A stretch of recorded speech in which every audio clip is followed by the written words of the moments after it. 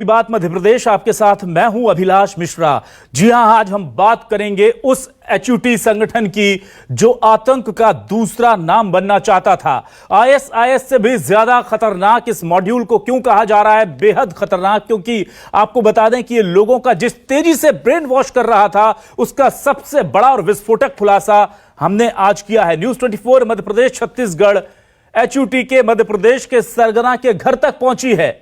इस आतंकी संगठन का सरगना मध्य प्रदेश का जो था उसका नाम सलीम था, लेकिन आपको यह जानकर हैरानी होगी कि सलीम कुछ साल पहले तक सौरभ राजवैद्य था।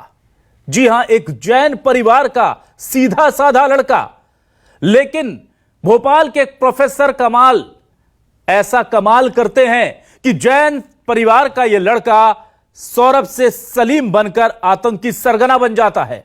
और जो 16 आतंकी मध्य प्रदेश के भोपाल, छिंदवाड़ा और हैदराबाद से गिरफ्तार किए गए हैं एचयूटी संगठन के, वो आपको जानकर बेहद हैरानी होगी कि उनमें से 8 लोग हिंदू थे जो कुछ सालों पहले ही कन्वर्ट होकर मुस्लिम बने और उसके बाद हिंदुओं के खिलाफ, हिंदुस्तान के खिलाफ, इंसानियत के खिलाफ साजिश रच रहे थे।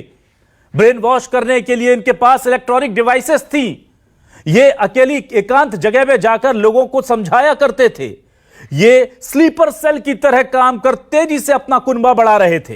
इतना ही नहीं, इन लोगों ने जो 8 लोग थे, लव जिहाद के एंगल पर जाकर के, केरल स्टोरी के तर्ज पर जाकर के पहले खुद हिंदू से मुस्लिम कन्वर्ट हुए, फिर हिंदू लड़कियों से शादी की और उनका भी धर्मांतरण करा दिया। परिवार के ऊपर भी ये लोग दबाव डालते थे कि आप सब कुछ छोड़कर इस्लाम अपना लीजिए। न्यूज 24 मध्य प्रदेश छत्तीसगढ़ की टीम आज उसी परिवार तक पहुंची थी और हमको वहां से जो खुलासे सामने हमने किए हैं वो सुनकर आप हैरान रह जाएंगे। लेकिन इस मसले पर सियासत भी अब जमकर हो रही है। बीजेपी और कांग्रेस आमने सामने पहले से ही थे, अभी भी इस पूरे मामले को लेकर के एक दूसरे पर तंज कसने से नहीं चूक रहे। पर यह सुरक्षा का मुद्दा है, इंटरनल सिक्योरिटी का मुद्दा है और साथ ही साथ इससे जुड़ा हुआ है हमारे देश के सामाजिक ताने बाने से जुड़ा हर एक पहलू। इसलिए आज इसी पर करेंगे आपकी बात।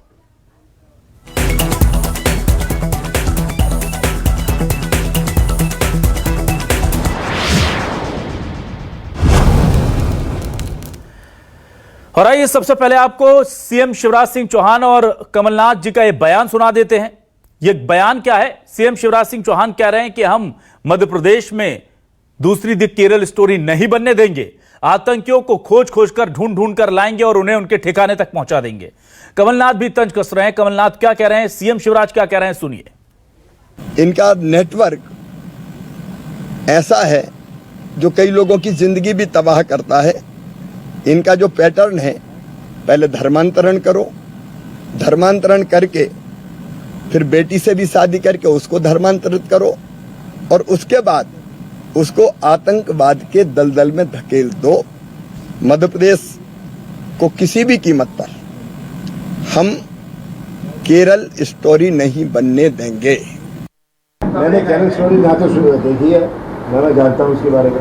देखिए, आम मतदाताओं का भी पेट भरने लग गया है इनके प्रचार से। कभी धार्मिक बात करेंगे, धर्म को मंच पर ले आएंगे। क्या मतदाता नहीं समझता कि अपनी उपलब्धियों की बात नहीं कर रहे, अपने कार्यकाल की बात नहीं कर रहे और धार्मिक मुद्दों पर राजनीतिक मंच पर ला रहे। आज हर मतदाता ये समझता है। और गृह मंत्री नरोत्तम मिश्रा क्या कह रहे हैं, जरा यह भी सुनना जरूरी है, क्योंकि पूरा मामला एमपी एटीएस ने खोला है, इसलिए मध्य प्रदेश की पुलिस को तारीफ भी मिलेगी। और गृह मंत्री जो पुलिस के मुखिया वो क्या कह रहे हैं, सुनना जरूरी है। बात मैं बता दूं आपको कि जिहादी काकरोचों के लिए मध्य प्रदेश की पुलिस पेस्टिसाइड की तरह ये ढूंढ के निकाल के मारेगी। ओवैसी जी के कॉलेज में वो पढ़ाता था और इससे बाकी सबका आपको नेटवर्क और कनेक्शन भी समझ में आता है। हम इस तरह के जितने कनेक्शन पूरे देश के अंदर किस किस के कहां पर हैं, इन सब की जांच करवा रहे हैं और धीरे धीरे प्याज के परतों की तरह ये सारी परतें खुलती चली जाएंगी और आपके सामने आता चला जाएगा। तो आपने सुना कि ओवैसी के कॉलेज में सलीम, जो कि सौरभ था पहले, ये पढ़ाता था और इससे आप कनेक्शन समझ सकते हैं। सीधे तौर पर निशाना जो है वो साधा जा रहा है। इस पूरे मसले पर बातचीत करेंगे हम। हमारे साथ कुछ खास मेहमान जुड़ रहे हैं। मेरे साथ काजी सैयद अनस अली साहब, अध्यक्ष अखिल भारतीय उलमा बोर्ड मध्य प्रदेश से जुड़े हुए हैं। बहुत बहुत स्वागत करूंगा अनस अली जी आपका हमारे इस खास डिबेट शो में। मेरे साथ कांग्रेस से वरिष्ठ नेता प्रवक्ता योगेश यादव जी जुड़े हुए हैं। Yogesh ji, welcome to my show sir. सबसे पहले मैं काजी सैयद अनस अली साहब आपके पास आता हूं।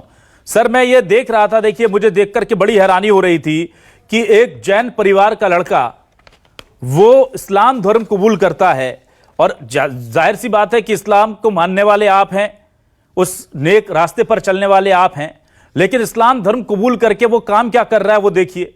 8 लोगों को पहले इस्लाम कबूल कराया जाता है हिंदुओं से, और उसके बाद उनकी पत्नियों से, हिंदू लड़कियों से शादी की जाती है, और फिर उनका भी धर्म परिवर्तन हो जाता है, और मकसद सिर्फ एक होता है कि किसी भी तरीके से दूसरे धर्मों को खत्म करना है। कैसे आप देखते हैं इसे?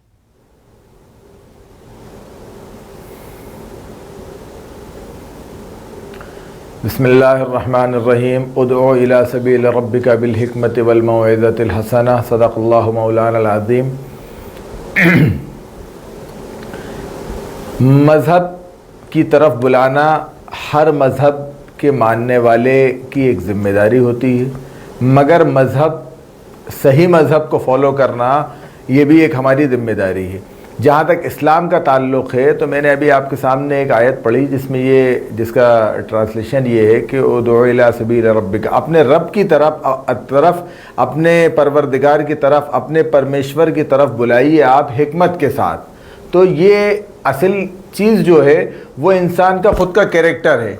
आप ये फ़ैसला करेंगे कि मुसलमान इस्लाम क्या है, तो उसका फ़ैसला आप मेरे कैरेक्टर को, मेरे अखलाक को, मेरे किरदार को देख कर करेंगे। तो जो लोग सिर्फ मुसलमान होने का दावा करते हैं और इस्लाम से उनका कोई ताल्लुक़ नहीं है, तो मैं समझता हूँ कि ऐसे इस्लाम की ज़रूरत इस्लाम को भी नहीं है, ना अल्लाह को है, ना किसी को है ऐसे इस्लाम की ज़रूरत। इस्लाम वो है कि अल मुस्लिम मन सलिम अल मुस्लिमून मिन लिसानिही व यदिही, के मुसलमान वो है कि जिसकी ज़बान से और उसकी हाथ से दूसरे लोग, दूसरे मुसलमान महफूज रहें। उस अपनी ज़बान से जब वो बात करे तो अच्छी बात करे, अब जब कोई काम करे तो ऐसा ना करे कि किसी को किसी बात की तकलीफ़ हो। जिस तरीके से, तीसरी बात मैं ये कह रहा हूँ कि जिस तरीके से वो इस्लाम धर्म को फैलाने की कोशिश कर रहा था, तो इस्लाम धर्म इस तरीके से नहीं फैलाया जाता जिस तरीके से वो फैलाने की कोशिश कर रहा था। क्योंकि इस्लाम तो वो एक खुशबू है कि जिसको खुशबू को महसूस करके आदमी खुद ब खुद इस्लाम की तरफ आना चाहता है। ये एक इंसानियत का पैगाम देता है। इस्लाम बिलजबर नहीं फैलाया गया कि इस्लाम को ज़बरदस्ती अगर आपने फैलाने की कोशिश की, ये नहीं हुआ। हम तारीख़ उठा के देखें, प्रॉफिट मोहम्मद सल्लल्लाहु अलैहि वसल्लम इस्लाम की दावत लेके जब चले तो लोगों ने पत्थर भी फेंके, उन्होंने पत्थर भी खाए, लोगों ने रास्ते में कांटे भी बिछाए, वो कांटे भी हटाए। आपने किसी से जंग नहीं की, आपने किसी को बिलजबर ज़बरदस्ती आपने इस्लाम की तरफ नहीं बुलाया। ये इस्लाम का एक कॉन्सेप्ट है, और इस्लाम इसी तरीके से दुनिया जब से आज तक इस्लाम इसी तरीके से चलता आ रहा है। हाँ, अगर कोई ये आके बीच में ये कहे कि साहब हम इस्लाम के नाम लेवा हैं, या उसकी यूनिफॉर्म मुसलमानों की तरह हो और वो इस्लाम का गलत प्रचार करे, तो ये इसमें उस शख्स की बुराई हो सकती है, वो शख्स उस शख्स की गलती हो सकती है। इस्लाम की इसमें कोई गलती नहीं है। ठीक है, मैं आता हूं योगेश यादव जी आपके पास। ये देखिए, एक एमपी एटीएस ने बड़ा खुलासा किया है योगेश जी, और इंटरनल सिक्योरिटी का मामला है, पूरे देश की सुरक्षा का मामला है, और मध्य प्रदेश में चूंकि इसके कई लोग गिरफ्तार हुए हैं, छिंदवाड़ा से एक गिरफ्तारी हुई, भोपाल से कई गिरफ्तारियां हुई, हैदराबाद से गिरफ्तारी हुई, इसके सरगना जो है वो मध्य प्रदेश का निकला है। ऐसे में क्या आपको लगता है कि बधाई देनी चाहिए मध्य प्रदेश एटीएस को कि इस बड़े खुलासे के लिए? और एक सवाल यह भी पूछा जा रहा है कि द केरला स्टोरी को लेकर के सवाल उठाने वाले इस पूरे खुलासे पर चुप क्यों हैं? कांग्रेस की तरफ निशाना साधते हुए बीजेपी पूछ रही है। देखिए, सबसे पहले तो मैं काजी साहब बैठे हुए यहाँ पर धर्म को परिभाषित करता हूँ। जैसे कि हिंदू में सनातन धर्म है, उनकी अपनी परंपरा है, उनकी सहिष्णुता है, ऐसे इस्लाम की भी खुशबू है, क्रिश्चियन समाज की अपनी एक त्याग और तस्वीरें दिखा दीजिए जरा प्लीज। जी जी, व्याख्या है। सिख समाज का अपना एक महत्वपूर्ण देश और बलिदान के प्रति अपनी एक हो, तो कहीं ना कहीं से धर्म कभी भी गलत नहीं हो सकता, धर्म कभी असंवैधानिक नहीं हो सकता। बात उठती है कि संविधान के विपरीत यदि कोई कार्य किया जाए या कृत्य किया जाए और उसके पीछे के उद्देश्य असंवैधानिक हो तो वहां अपराध हो। मैं पहले ये स्पष्ट कर देना चाहता हूं कि धार्मिक किसी भी धर्म की परंपरा ये नहीं है कि हम आतंक फैलाएं या हम किसी को चोट पहुंचाएं। और जहां तक सनातन धर्म की परंपरा है, जितना मेरा ज्ञान है, जितना भी मैंने अध्ययन किया है, उसकी अपनी व्यापकता है और उस व्यापकता के अधीन 5000 वर्षों का हम पूरा संस्कृति का, भारत की संस्कृति और भारत के विकास के संदर्भ में हम व्याख्या करेंगे। हम यही महसूस करेंगे कि सनातन परंपरा के अंतर्गत ही फिर ईसाई धर्म की उससे जिसको कह सकते हैं शाखा पल्लवित हुई। इस्लाम धर्म की 1500-1600 साल पहले शाखा पल्लवित हुई। सिख धर्म की 400-500 साल पहले हुआ। तो ये कहीं ना कहीं से धर्म का जो मूल आता है, जो मूल तत्व आता है, वो धर्म का मूल तत्व है सहिष्णुता, उदारता और मानवता। इसके विपरीत यदि कोई धर्म की आड़ में गलत काम करता है, असंवैधानिक कार्य करता है, आतंक का कार्य करता है, नहीं अभी पूरी बात नहीं हुई सर मेरी, ठीक है, बात मुझे मध्य प्रदेश की कहना है, मध्य प्रदेश की बात। सर मध्य प्रदेश की बात कहिए सर जी, बताइए। जी हाँ, तो मैं ये कहना चाहता हूं कि आप यदि मध्य प्रदेश के, आज शिवराज सिंह को मैं सुन रहा था, अब वो कह रहे हैं कि एटीएस को हमारी बहुत बड़ी सफलता है। भाई एटीएस यदि मध्य प्रदेश के अंदर कोई ऐसा कृत्य चल रहा था जो आतंकवाद के करीब है या आतंकवाद की तरफ अनुगमन कर रहा है, तो आपकी अभी तक आप कहां थे? 18 वर्षों में आप कहां थे? आपको एटीएस केंद्र सरकार ने सूचित किया। आप इसको प्यूरिफाई कीजिए, इसको परिष्कृत कीजिए, इसका समीक्षात्मक दृष्टिकोण करें। आप इसको गड़बड़ मत कीजिए। हर व्यक्ति आतंकवादी नहीं हो सकता और जो आतंकवादी उसको कैसे छोड़ा जा सकता है। तो आपकी एटीएस, मध्य प्रदेश की एटीएस को आप कह रहे हैं कि बहुत सफलता है, तो अभी तक ये सफलता और अभी तक माइनॉरिटी आप कहां गए? आपका सूक्ष्म निरीक्षण कहां गया? प्रश्न यही उठता है। और अब चूंकि अब आधार आप उस तरीके से बता रहे हैं, केरला स्टोरी को लेकर बात कर रहे हैं और उसका राजनीतिक लाभ लेना चाहते हैं, तो कांग्रेस एक ही बात कहती है, कांग्रेस कहीं भी अतिवाद है, कहीं भी आतंकवाद है, कहीं भी असंवैधानिकता है, तो हम उसके खिलाफ है और खिलाफ रहेंगे। ये हमारा मूल तत्व है, लेकिन इसका राजनीतिक लाभ लेने की कोशिश ना करें। ठीक है, मेरे साथ अभिलाष पांडे, पूर्व प्रदेश अध्यक्ष बीजेपी जुड़ चुके हैं, पूर्व प्रदेश अध्यक्ष युवा मोर्चा से जुड़ चुके हैं। बहुत बहुत स्वागत करूंगा अभिलाष पांडे जी। अभिलाष जी, मैं आपसे ये जानना चाहूंगा, आप मुझे ये बताइए कि क्या वाकई में ये खुलासा बहुत विस्फोटक है और ऐसे मामले में जहां पर हिंदू से 8 लोग, 16 में से 8 लोग हिंदू से कन्वर्ट होकर के मुस्लिम बने हैं इसी भोपाल से, तो कहां कमी रह जा रही है, कहां दिक्कत हो रही है? क्या संस्कारों में कमी रह जा रही है, धर्म की शिक्षा में कमी रह जा रही है? ऐसे इतनी तेजी से लोग भटक क्यों रहे हैं और वो भी सीधे जाकर के आतंकी बन रहे हैं? चलिए, अगर कोई मर्जी से इस्लाम अपना करके इस्लाम को शांतिपूर्वक तरीके से फॉलो करे तो भी कोई दिक्कत नहीं, उसकी आजादी है, लेकिन वो सीधे आतंकी बन रहे हैं और दूसरे हिंदू को कन्वर्ट भी कर रहे हैं। देखिए, सबसे पहले तो बड़े दुर्भाग्य की बात कि कन्वर्जन जैसे काम पर कुछ समाज और संप्रदाय काम कर रहे हैं। मध्य प्रदेश के अंदर, जैसा मैं अभी सुन रहा था, कर्नल साहब कह रहे थे, मध्य प्रदेश में ऐसा नहीं है कि मध्य प्रदेश तो वो मध्य प्रदेश था जहां लगातार कई प्रकार की घटनाएं घटती थी, लेकिन आज मध्य प्रदेश एक शांति का टापू बनकर मध्य प्रदेश भारतीय जनता पार्टी की सरकार पर उभरा है। क्योंकि मध्य प्रदेश देश का सेंटर पॉइंट है। आपको ध्यान होगा कि मध्य प्रदेश को सिमी जैसे संगठन अपने स्लीपर सेल के रूप में काम किया करते थे, लेकिन भारतीय जनता पार्टी की सरकार जब से आई तब से उनका पर्दाफाश करना और यहां तक कि भोपाल की धरती में एनकाउंटर जैसा काम भी करने का काम ऐसे सिमी के आतंकवादी संगठनों के लोगों के साथ किया गया है।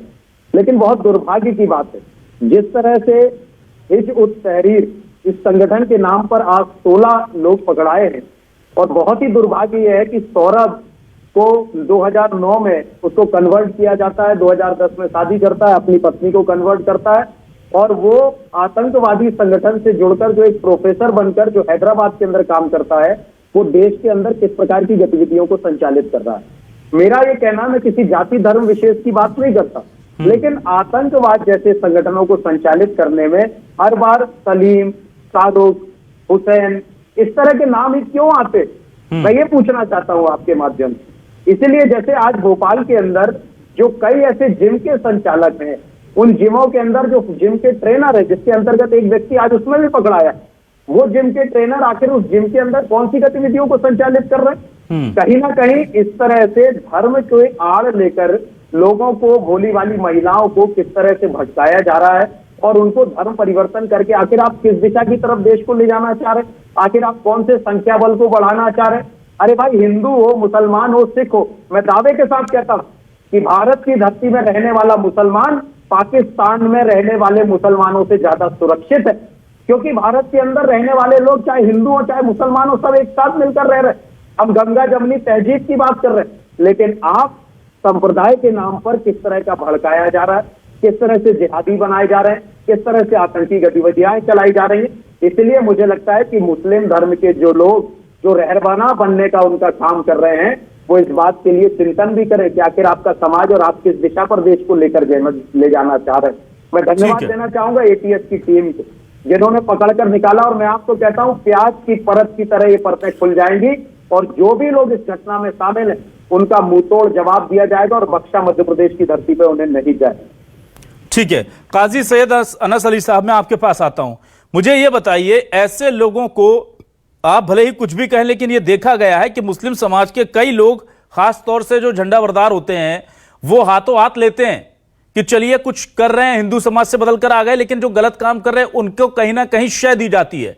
लगता है कि हमारे धर्म का प्रचार प्रसार हो रहा है, लेकिन मुझे इसका दूसरा पक्ष दिखता है। वो पक्ष यह दिखता है कि जब से इस तरह की खबरें आ रही हैं कि सीमी का स्लीपर मॉड्यूल यहां पर काम करता था, जब से खबरें आ रही कि ब्रेन वॉश हो रहे हैं, तो वो आम हिंदू परिवार, पंजाबी परिवार, जैन परिवार, जिनकी आस्था मस्जिदों मजारों में थी, अब उनके परिवारों से बच्चों पर नजर रखी जाने लगी है कि बेटा गलती से मजार पे मत चले जाना। जो पहले जाते थे और घर वाले खुद कहते थे बाजार पे जाकर चादर चढ़ाओ, उर्स चल रहा है।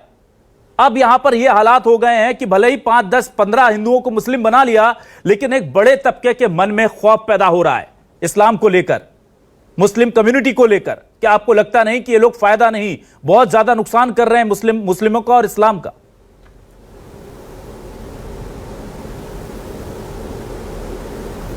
देखिए, मैंने आपसे यही कहा कि असल में जो इस्लाम का तरीक़ा है, उस तरीक़े से मुसलमान जो है उसको ख़ुद अपनी मर्ज़ी से कुछ नहीं करना। इस्लाम ये कहता है कि मुसलमान को वो सारे काम करना है जो उसके रब ने, अल्लाह ने जो उसको हुक्म दिया है, और प्रॉफिट मोहम्मद सल्लल्लाहु अलैहि वसल्लम जो उसको तरीक़ा बता के गए हैं। हमें अच्छे अखलाक पेश करना है। हमें पड़ोसी को ये नहीं देखना कि वो मुसलमान है या हमारा हिंदू भाई है। इस्लामी तारीख़ इस बात की शाहिद है। इस्लाम ये कहता है कि अगर आपका पड़ोसी, हज़रत उमर फ़ारूक रज़ी अल्लाह तआला अन्हु के बारे में आता है कि उनके एक पड़ोसी था, यहूदी था, वो ग़ुलाम था, उसके बगैर आप खाना नहीं खाते थे, कि उसको बुला के खाना खिलाते थे। तो ये तमाम अखलाक जो हैं ये हमें देखना पड़ेंगे इस तरीक़े से। मैं आपसे बार बार वही कह रहा हूँ कि इस्लाम की तरबियत सही नहीं हुई इन लोगों की। जो लोग भी ये सिर्फ ये दावा कर रहे हैं कि साहब हम इस्लाम फैला के मानेंगे और हम इस्लाम को आम करेंगे, इस्लाम को फैलाने के लिए इस्लाम के किरदार को, मुसलमान के किरदार को आपको निभाना पड़ेगा, आपको कुर्बानी देना पड़ेगी। आप जब रास्ते में चलेंगे तो ये आपको तय करना पड़ेगा कि रास्ते से तकलीफ दे चीज़ को हटाना, पत्थर को हटाना, कांटे को हटाना, ये इस्लाम सिखाता है। आप जब पड़ोस में रहेंगे तो आपको ये तय करना होगा कि आपका पड़ोसी भूखा तो नहीं सो रहा, ये आपको इस्लाम सिखाता है। कट्टरता की तरफ ले जाने वाली बात जो है, जिस तरीके से ये बात हो रही है, अभी हमारे पैनलिस्ट ने कहा कि साहब इसी नाम के लोग क्यों होते हैं, तो मैं ये कहना चाहूँगा कि अगर कोई नाम इस तरीके का है और वो अगर इस्लाम का, या अगर मैं आपके ही दूसरे मज़हब सनातन धर्म की बात करूं कि सनातन धर्म के अंदर अगर कोई हिंदू भाई है और वो अगर उसको गलत तरीके से पेश कर रहा है, तो इसमें कसूर किसका होगा? उस शख्स का कसूर होगा। तो इसी तरीके से कि इनका कसूर है। तीसरी बात ये है कि जो कनेक्शन की बात आई कि साहब वो किसी कॉलेज में पढ़ाते थे, तो ये नहीं है कि उस कॉलेज के अंदर ये सब किया जा रहा था। वो उनका एक इनफरादी अमल था, उस शख्स का खुद की एक वो पढ़ाता था, ये उसकी नौकरी थी, वहाँ पे वो पढ़ाता था, ये उसका काम था। अब इसके अलावा 8 घंटे 10 घंटे पढ़ाने के बाद वो जो घर जाता है तो कि कहाँ किन लोगों में बैठता है, कौन से संगठनों को चलाता है, किन किन संगठनों से उसका कनेक्शन है, इसमें किसी के दोष थोड़ी है। अगर कोई शख्स किसी रेस्टोरेंट में जाके चाय पिएगा या खाना खाएगा तो इसमें यह कसूर थोड़ी हो जाएगा उस रेस्टोरेंट वाले का कि इससे साहब इसका कनेक्शन था। तो मेरा यही कहने का मकसद है कि अब जो नफरत फैलाई जा रही है दोनों तरफ से हो रहा है, दोनों तरफ के लोगों को, जिम्मेदारों को, बड़ों को, धर्मगुरुओं को ये बात आम करनी चाहिए कि हम अपने बचपन में देखते थे कि हमारे हिंदू बड़ी माएँ और बहनें जो है अपने बच्चे को लेकर आती थी और वो मस्जिद के बाहर खड़ी होती थी और ये कहती थी कि नमाज पढ़ने वाले जब निकलेंगे तो ये बच्चे के ऊपर फूंकते हुए जाएंगे तो इससे इसकी तबीयत ठीक हो जाएगी। मैंने खुद देखा ये अच्छी तरीके से कि हमारे मोहल्ले के जो बड़े थे वो अगर मंदिर में बैठे होते थे और हम जाते थे मंदिर के अंदर भी बैठ जाते थे तो इसमें कोई बुराई नहीं है। जब ये नफरतें बढ़ती जाएंगी तो फिर ये परेशानी आएगी कि स्कूल के अंदर पास बैठे हुए चेयर पे बच्चा दूसरे बच्चे से इसलिए नफरत करेगा कि इसका ताल्लुक सनातन धर्म से या इसका ताल्लुक इस्लाम धर्म से। तो इन सब नफरतों को खत्म करने के लिए कोशिश इस बात की करना चाहिए कि हम जो है इस तरीके के प्रोग्राम ऑर्गेनाइज करें जिसमें सभी मजहब के लोग आके बैठे और सारे मजहब की अच्छाइयां उनके सामने पेश होनी चाहिए। ठीक है योगेश यादव जी, एक बड़ा सवाल देखिए नरोत्तम मिश्रा उठा रहे थे और वो कह रहे थे कि केरला स्टोरी को लेकर के जब हम कहते हैं कि धर्मांतरण हो रहा है, ब्रेन वॉश किया जा रहा है लोगों का और उन्हें गलत तरीके से आतंकी गतिविधियों से जोड़ा जा रहा है, तो उसको लेकर कांग्रेस ने अपोज किया और कहा कि ये बड़ा चढ़ा करके आप बता रहे हैं। तो केरल की स्टोरी को लेकर यकीन नहीं था कांग्रेस को, अब नरोत्तम मिश्रा जी कह रहे हैं कि हमने तो मध्य प्रदेश में पकड़ कर दे दिया कि देखिए इस्लामिक बनने के बाद, सनातन से इस्लाम में कन्वर्ट होने के बाद ये लोग आतंकी बन गए। अब खामोश है कांग्रेस। तो कम से कम ये जो दूर की केरल की कहते हैं ना कि दूर की चीजों पर यकीन ना हो, घर की चीजों पर तो कांग्रेस को यकीन होगा। क्या कहेंगे आप? देखिए, पहले तो मैं आपको स्पष्ट कर दूं कि कांग्रेस की तरफ से केरला स्टोरी के संदर्भ में एक भी वक्तव्य जारी नहीं किया। मैं इस बात पर मुझे बड़ा आश्चर्य हुआ कि भारत के प्रधानमंत्री जी जिनकी बुनियादी बातें बेरोजगारी, भुखमरी और भ्रष्टाचार को दूर करने की होनी चाहिए, वो कर्नाटका की सभा में केरला स्टोरी की बात कर रहे हैं। और कांग्रेस ने केरला स्टोरी के संदर्भ में टिप्पणी, क्योंकि एक पिक्चर है, एक फिल्म है, फिल्म ड्रामेटिक होती है, काल्पनिकता भी होती है, वास्तविकता भी होती है, सत्य भी होता है, लेकिन आप उसको आधार बनाकर अपना राजनीतिकरण कर दें या पूरा का पूरा कर दें। यदि मध्य प्रदेश के अंदर हो रहा था तो मध्य प्रदेश में कई दिन से ये सिलसिला चल रहा है, कभी भी किसी भी बात का आतंकवाद या कोई भी न्यूसेंस क्रिएट होता वो एक दिन में नहीं होता। ऐसा गृह मंत्री जी को सोचना चाहिए, ये प्लानिंग कई महीनों और साल के होते हैं। कहां गई आपकी सरकार, क्यों चुप है? अब आपको एक राजनीतिकरण करना है, एक फिल्म का आपने राजनीतिकरण कर दिया। अब चलिए ठीक है, कांग्रेस को कोई, हम तो सिर्फ एक बात पर स्टैंड करते हैं कि हम अतिवाद के खिलाफ हैं। और मैं स्पष्ट कह देना चाहता हूं कि दिग्विजय सिंह की सरकार में अतिवाद के खिलाफ बात हुई, एक भी दंगा नहीं हुआ मध्य प्रदेश, चाहे वो किसी भी धर्म से हो। लेकिन बीजेपी कहती है कि सिमी का पूरा मॉड्यूल पनप गया था, स्लीपर सेल यहां पर काम कर रहे थे। यही तो मैं बात कहना चाहता हूं आपको। ये जो काल्पनिक आरोप लगाते हैं कि जिस समय मध्य प्रदेश में दिग्विजय सिंह की सरकार थी, चाक चौबंद थी, सिमी के उदाहरण में खंडवा से लेकर और कहां का ये देना चाहूंगा शिवराज सिंह जी की सरकार के संदर्भ में, बहुत बड़ी व्याख्या हो जाएगी। मेरा अर्थ यह है कि हम कांग्रेस का एक ही स्टैंड है, ना हम फिल्म की बात करते हैं ना किसी की बात, हम अतिवाद के खिलाफ है, हम धार्मिक है। हमारा धर्म, यदि मैं हिंदू हूं तो मेरा धर्म सनातन है, यही बात कमलनाथ जी ने कही है, यही बात। लेकिन हमारा दूसरे सभी समुदाय, सभी धर्म के प्रति हमारा एक सम्मान है। और ये खुशबू जब भी फैल सकती है, भारत माता के आंचल में जैसे हर फूल पल्लवित होता है, पुष्पित होता है, भारत माता का आंचल ही ये देश। ठीक है, खुशबू को सड़ांध में मत बदलिए। हर बात को आप बुनियादी बात कीजिए, बेरोजगारी की बात कीजिए, भुखमरी की बात कीजिए, महंगाई की बात कीजिए, निजी जो हो रहा है देश के अंदर निजीकरण को दूर कीजिए और देश को देश बने रहने। ठीक है, अभिलाष पांडे जी, एक चीज मुझे बताइए, हम बार बार ये कहते हैं कि इस्लाम धर्म के लोग आते हैं और हिंदू बेटियों को बरगला करके ले जाते हैं, पहले शादी कर लेते हैं फिर इस्लाम में कन्वर्ट कर देते हैं। अभी हम कह रहे हैं कि देखिए इस्लाम से जुड़े लोग आए और 8 हिंदुओं को मुसलमान बना के आतंकी बना दिया। तो ये सारा दोष क्या केवल उनका है? क्या हिंदुओं के संस्कारों में, हिंदुओं के परिवारों में, हिंदुओं को धर्म की शिक्षा देने वालों की कमी नहीं है जो उन्हें यह नहीं समझा पाए कि उनके धर्म में इतनी अभी ताकत है कि वो उस धर्म पर बना रहे, या उन्हें यह संस्कार नहीं दे पाए कि कुछ भी बनना, ईसाई बनना, मुस्लिम बनना, सिख बनना, जैन बनना, पर आतंकी मत बनना। हम कब तक अपनी कमियों को छिपाते रहेंगे और हर बात का, हर आतंकी गतिविधि का ठीकरा उन पर फोड़ते रहेंगे? क्या आपको लगता नहीं कि इसमें हिंदू परिवारों को भी सोचना होगा, खासतौर से वैसी पार्टियां, वैसे लोग जो समाज के हिंदुओं के ठेकेदार बने फिरते हैं, उन्हें भी आगे आना होगा कि ऐसी चीजें ना हो? देखिए, सबसे पहले तो मैं कांग्रेस के हमारे जो प्रवक्ता कह रहे थे कि केरला स्टोरी के बारे में कांग्रेस ने एक शब्द नहीं कहा। यही इस देश का दुर्भाग्य है कि कांग्रेस ने केरला स्टोरी के बारे में एक शब्द नहीं कहा।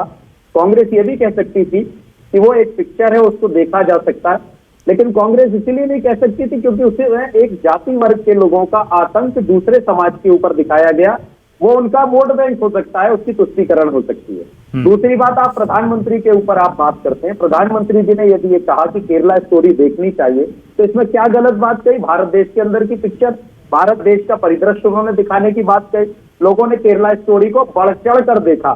दूसरी बात, जब दिग्विजय सिंह जी की सरकार थी तब मध्य प्रदेश के अंदर स्लीपर सेल जैसे सिमी का संगठन अपने पैर पसार रहा था, और बात तब उजागर हुई जब भारतीय जनता पार्टी की सरकार आई और जिसने खंडवा से उखाड़ कर बाहर निकाला, जिसने भोपाल के अंदर चल रही इतनी बड़ी फैक्ट्री को बाहर निकाला।